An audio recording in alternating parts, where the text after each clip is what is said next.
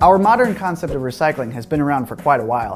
In 1973, University City, Missouri was the first city to institute a curbside recycling program with newspaper, and in 1980, Woodbury, New Jersey mandated the first citywide recycling program. The roots of the recycling movement, however, can arguably be traced back to the early 1950s, to the invention and proliferation of the first disposable bottle.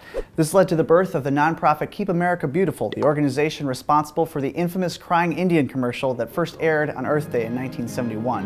People start pollution, people can stop it. They were essentially responsible for bringing the concept of litter to the American consciousness and inspiring the American environmental movement. Ironically enough though, Keep America Beautiful just so happened to be founded by a collection of businesses including Philip Morris, Anheuser-Busch, PepsiCo, and Coca-Cola, some of the very companies that were creating the litter in the first place. And this is where I think some of the criticism of recycling comes from, that it's a way for corporations to capitalize on our fears of hurting the environment by shifting the responsibility to the consumer instead of the companies who are producing these products in the first place and giving little thought about where they would ultimately go. The recycling movement really got going in the 90s though, following an incident in 1987 where a barge leaving New York City with 3,000 tons of garbage cruised up and down the North American coastline for months because they couldn't find a place to dump their trash. After they were denied access to a landfill in Belize, they finally went back to New York where the trash was incinerated.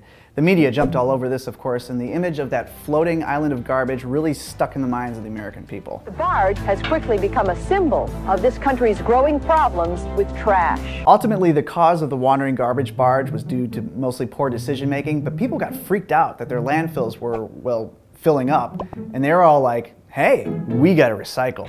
Since then, the recycling movement really got going in the US as well as much of the rest of the world. And over the past 40 years, there have been some very successful recycling programs, as well as some not so successful ones. For example, in 1996, Chicago, my home city, started something called blue bag recycling. The concept was that residents would carefully separate all the recyclable materials from their trash and then put those recyclables into a special blue bag, which would then be thrown back into the trash. And as you may have guessed, the program was a huge success.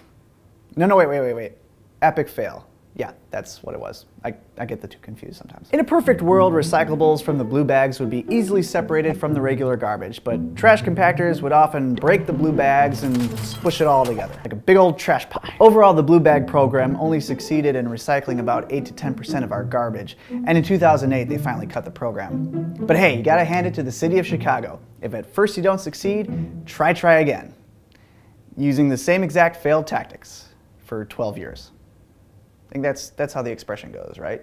It's a common household expression. Of course, Chicago isn't the only city whose recycling program got off to a rocky start. In 2002, New York had to stop recycling glass and plastic because at the time it cost twice as much to recycle it as it did to throw it away. And there have been many cases where cities have had to stockpile recyclable materials because they couldn't find a buyer, which, if you think about it, is pretty much the same thing as putting it in a landfill. However, and this is a big however, you can't judge a whole industry on the basis of a few failed programs. If you want an actual success story, take a look at San Francisco. As of this year, they're diverting almost 80% of their waste from landfills due to recycling and other reduce reuse programs. And then of course there's Europe, and let's face it, they're often years ahead of us with this kind of stuff.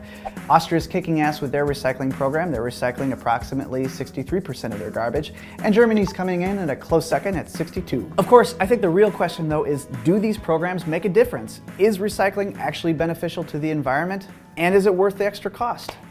We will examine these questions and more in the next video that I make. Stay tuned. Blah, blah, blah.